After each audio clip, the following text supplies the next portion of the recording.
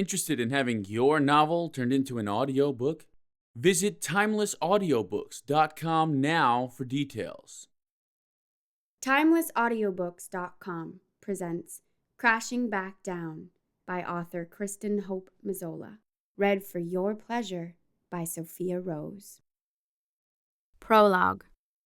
Excitement started to form butterflies in my stomach while Callie and I giggled in her bathroom, getting our makeup just right for our first adventure into the new world of college Greek life. We had met only a few weeks back during sorority rush, and we'd become instant friends. We could not have asked for more, being pledges for the same sorority and starting to dive right into the real college experience. It was the first night of fraternity rush, and some of our older sisters had invited us to join in the festivities at one of the fraternity houses on campus. It was a really big deal, and we were bubbling over with giddiness. When we were finally walking up the dampened front lawn of the frat house, I grabbed Callie's arm, completely in awe of the ravishing men we were wading through. She pointed out an especially good-looking guy wearing his letters across his noticeably chiseled chest. He was tan and tall, and he had tattoos poking out from under his sleeves. I bit my bottom lip and salivated with Callie as we followed the hottie into the foyer. There were tons of guys and girls, all grouped off, trying to convince potential new members that being Greek was amazing and that this was the fraternity for them. It did not take too long for a handsome brother to stride up to us, and to our surprise, the guy I had been mentally undressing before stood next to him. I found out that the hottie's name was Walker, but my attention was quickly diverted to his friend Randy. There was just something about him that stunned me. We chatted and flirted with them throughout the night while meeting other potentials who were not so favorable. Apparently, during fraternity rush, they had a few guys doing trash duty, meaning any guy who overstayed his welcome was kindly escorted out by the trash handlers. It was a pretty fun role that Randy and Walker let us participate in. We drank, chuckled, and toyed. Callie and I played with our hair, laughed at every joke, and batted our eyelashes perfectly. A pimply-faced freshman puffed on his inhaler while talking to Randy, and Callie grabbed my arm. "Come with me to the bathroom." I nodded and asked Walker where it was. His lips curled seductively as he put his hand on the small of my back, pointing in the direction of the girls' room. "Don't worry, we cleaned it this morning." His southern jaw curled around his words, making him that much more attractive as he winked and gave another sexy smile. We both fawned over his seductive tone as we weaved through the crowd to the bathroom. Luckily, the oversized bathroom that smelled like piss and lemon pledge was empty. Callie undid her shorts and plopped on the toilet while I checked my mascara in the mirror. "Those two are freaking hot as hell, Mags!" Callie's voice was full of excitement mixed with lust. I touched up my makeup, trying to talk without messing up the liquid eyeliner. The girls were right. There are men for the picking. I finished and turned to Callie, who was zipping up her tight black shorts. "Which one do you want?" Her eyes went wide at my words. "Randy is all over you. Obviously, he's yours. Besides, Walker has a bad boy southern edge that I'd love to jump on." I nodded, feeling my cheeks blush with anticipation and lust as I grabbed Callie's hand again to lead her back to find our evening's prospects. I was thankful that the pimply-faced guy had already been booted by the time we returned. Randy's eyes lit up a little when he noticed us walking toward him. He slid his arm around my waist and hugged me close to him as he handed me a fresh beer. "Having fun?" His silky, deep voice tingled in my ear while he whispered, sending goosebumps down my neck and arms. Trying to be as sexy as I could, not really being the best flirt and so nervous to come off as an awkward freshman, I licked the top of the bottle a little before taking a long swig and then nodded. "Yeah, tonight's been great." Randy hugged me close again, a smile dangling on the corners of his mouth. Faintly, seeing the slight red creep over Randy's skin made longing surge through my body. Right then, I knew I was in deep water already. Toward the end of the night, another one of the brothers came over to introduce a brand new pledge to Walker, claiming that he was his perfect match for a little brother. The five of us all got along like we had known each other for years. The conversation flowed easily between all of us, and we stayed together, laughing and joking for the rest of the evening. Mitch Katz was a freshman, just like Callie and me, and pretty outgoing. When he went to shake Randy's hand, I noticed a sleeve inked into Mitch's arm. Could these guys get any hotter? Starting to slur his words, making his southern accent that much thicker, Walker leaned over to put his arm around Randy's shoulder. "What do you say we all get the heck out of here?" He had a devilish grin on his face as he winked at Callie, making both of us blush. The rest of us agreed and made our way to the parking lot. Randy grabbed my hand once we made it out the door, leading me to his truck. "Race you home, Walker!" 1. My college years were a blur of studying and partying. The only thing I could say held any significance was meeting Randy, the fraternity guy with the great smile. Meeting him had lifted me off the ground in an instant, and just as quickly I'd crashed back down to earth the day I found out he hadn't held up his end of the bargain. I'd never realized until death would come before kids and old age for us. I had always known that his choice to join the military would be difficult for me. When his unit was called, Randall McManus had been whisked away from me only 2 short months after our vows had been said. He's taken so much pride in his status as a paratrooper that I'd known he was meant for greatness. He'd held his head a little higher after he'd enlisted 2 days after he graduated from college. For what felt like forever after Randy died, I was not awake. I'd simply gone through the bare, basic motions of life. Friends and family would stop by to make sure I'd been taking care of myself from time to time. My mom did most of my grocery shopping, and she even got so fed up with my lack of cleanliness that she broke down and hired a maid. Work continued to be the only venture into normalcy I'd been able to stomach. Most people stopped calling, texting, or stopping by. It's sad to say, but I was happier being left alone. I couldn't handle being bothered, constantly reminded of my sad situation and being a continuing source of pity. Walker was my most frequent visitor, pretty much like clockwork. Every Sunday at noon, I expected to see his bright green eyes light up when I opened my door. He was going through his own process of grief and loss. I think he needed the company as much as I did. Walker Eastman had been Randy's right-hand man ever since they'd pledged their fraternity. He had even been overseas with Randy when the military-deemed accident happened. There had been some faulty cables that had snapped when the parachute tried to open. Needless to say, there had been no condolence letter good enough from the military to cool my anger and sorrow. All of us had come hurtling down to earth that day. Walker was the only one who never said the wrong thing or pressured me into talking. I welcomed his company warmly, to my surprise. Mostly we just sat, drank coffee, and watched TV. Simple, yet perfect. When I finally coaxed my eyes open, I read 11:30 on my alarm clock and sighed, looking at all of the pamphlets from all the different organizations supposed to help me with my grief. I rolled my eyes and shoved them out of my mind, allowing myself to ignore them for a little bit longer. Knowing that Walker would be showing up sooner than I wanted, I fought through my down comforter to find my phone. Maybe he won't mind missing one visit. I really was not in the mood for cheering up that morning. Once my phone was finally in my hand, I fumbled through my contacts, clicking on his name. Before I could even rethink the call, Walker was on the other end, declining my suggestion for a rain check. Right as I started to protest, I heard my front door slam shut. He hung up as he entered my room, his brawny arms carrying a box of donuts and coffee. I couldn't help but smile, a little relieved that Walker was just as stubborn as I was. I felt like it was the first time I truly opened my eyes in weeks, and to my horror, I realized how disheveled I looked and how messy my room was. My baby blue carpet was almost entirely hidden under dirty clothes. My makeup lined up on top of the dresser was a huge mess, and I hadn't even made it out of my bed yet. I was wrapped up in the covers with all the pillows thrown on the floor. Randy had always made fun of me for being a pillow tosser in my sleep. I wasn't even allowed to have beverages on my nightstand for fear of knocking them off in the middle of the night. I cringed with shame from the mess and my wretched appearance. "Walker, I'm not even dressed. I'm sure I look like hell," I shrieked, diving back under my blanket. I was in one of Randy's old army shirts and basketball shorts, makeup still on from the night before, and smudged all over my eyes. My dark brown hair must have looked like a lion's mane, a tangled mess. I felt it half matted to the side of my face. I could hear Walker's deep southern drawl through my comforter. "Come on, Mags. I've seen you at your worst. Trust me, you look like an angel compared to a few months ago."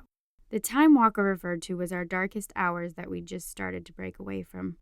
The few months prior had been riddled with sleepless nights and bedridden days. We were both walking dead.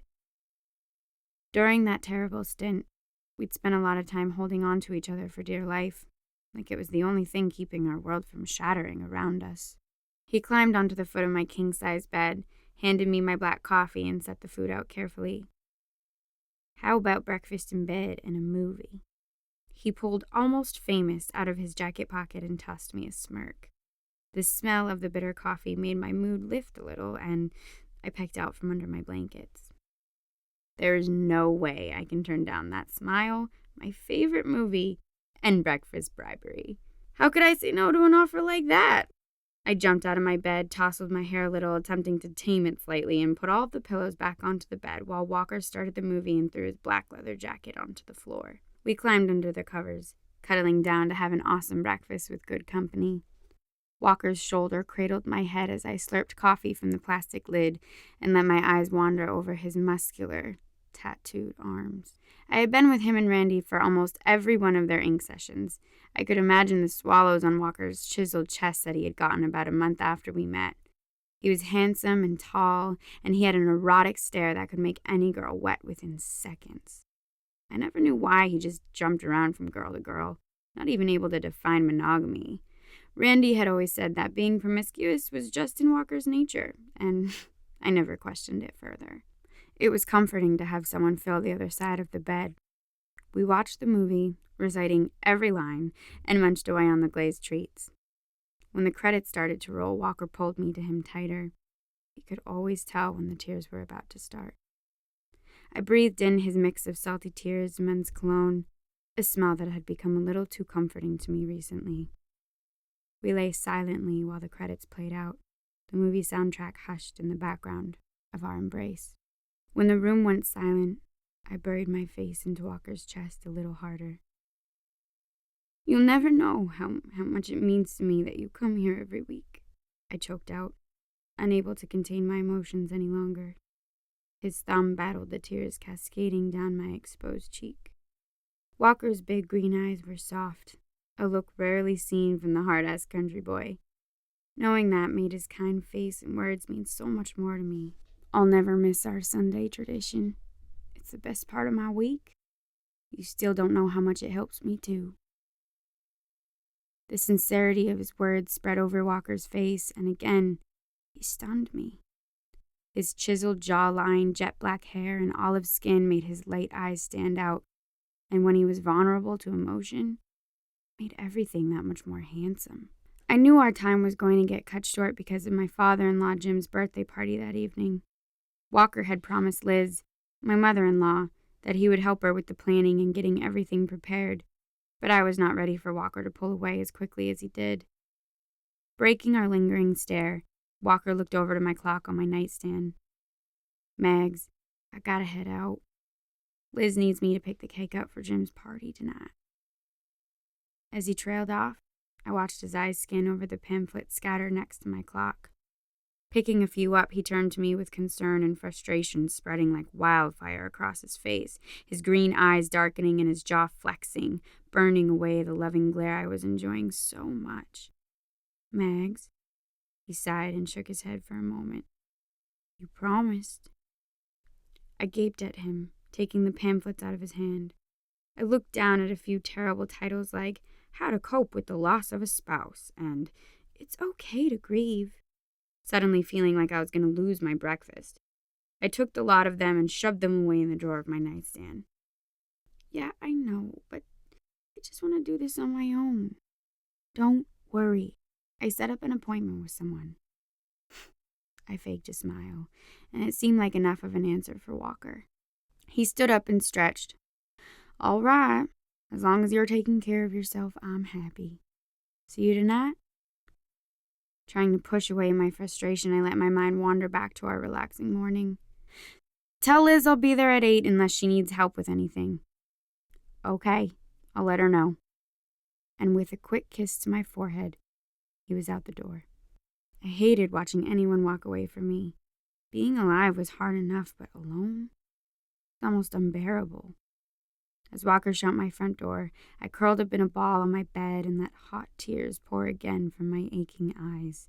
The thought of having to spend time with a large group of people that night was almost too overwhelming. I longed to run away and hide from life for the rest of the day.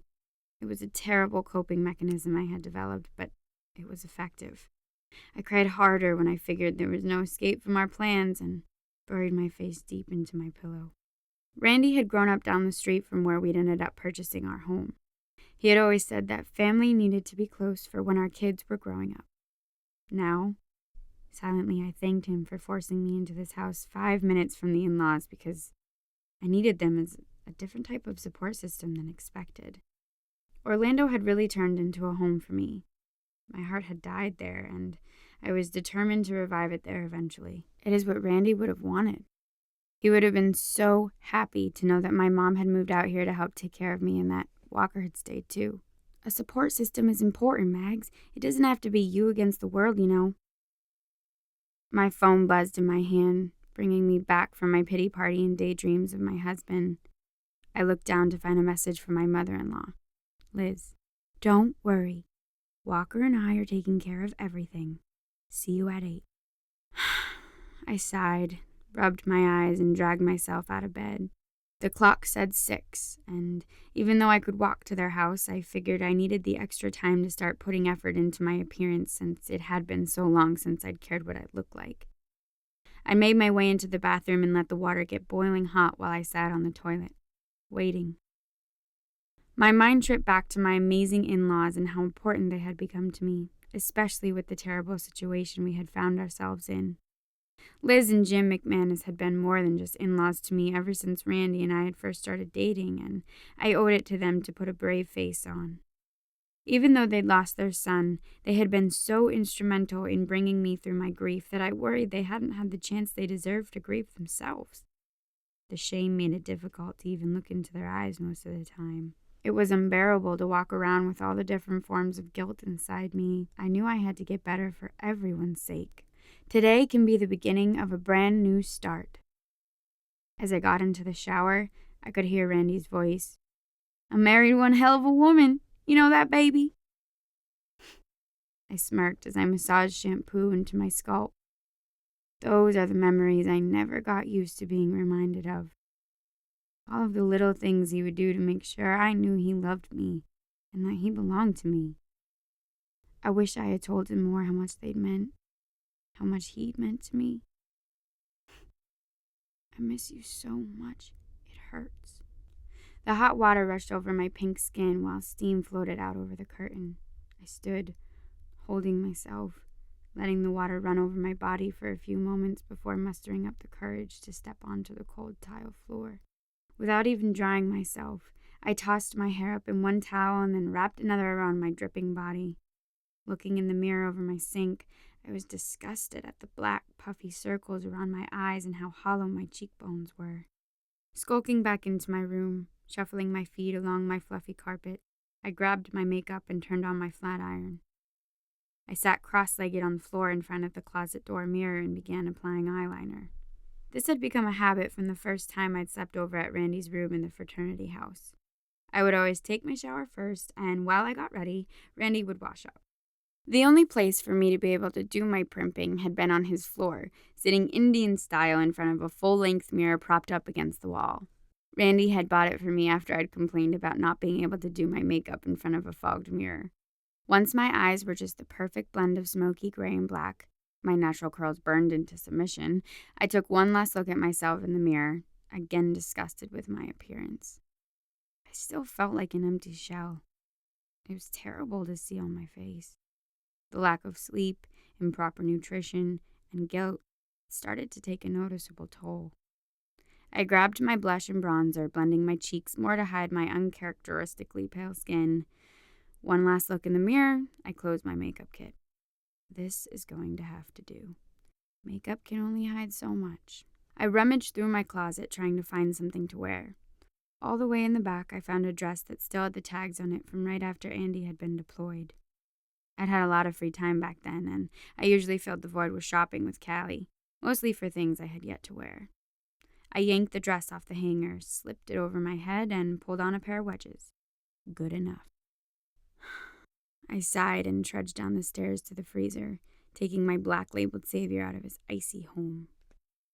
I was going to need all the help possible to put on a brave, put-together face, and whiskey was my known choice for liquid courage.